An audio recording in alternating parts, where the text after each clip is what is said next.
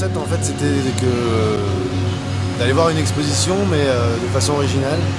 Donc vu qu'on avait fait les images sous l'eau, on s'était dit que c'était logique de les mettre sous l'eau pour aller les voir. C'est pas spécialement logique, c'était pas très pratique non plus parce qu'à installer c'est une grosse galère, enfin c'est une grosse galère mais on s'en sort bien. C'est environ 4 à 6 heures de travail dans les meilleurs jours.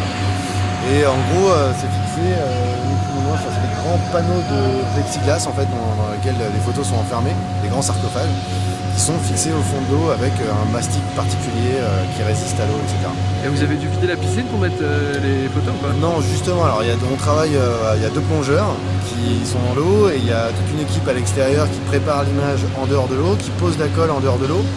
Et ensuite on immerge le tirage avec la colle, avec les 2 plongeurs, et on vient ajuster et la coller sur le fond.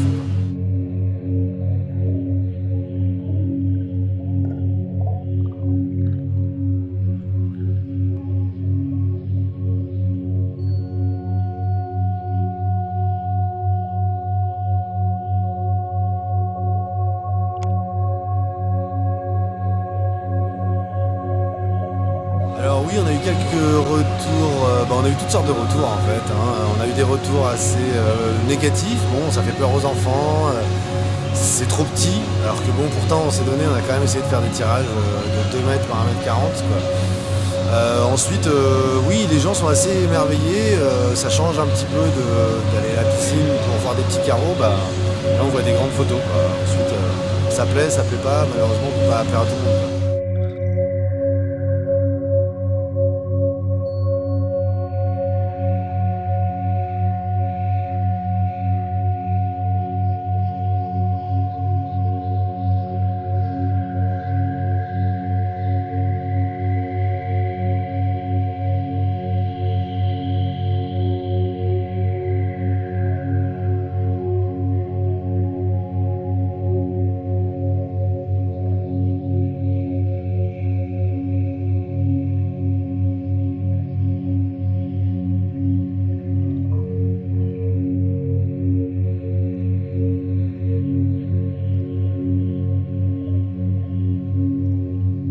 Là on est à la piscine de Bréquigny, c'est notre dernière exposition à Rennes.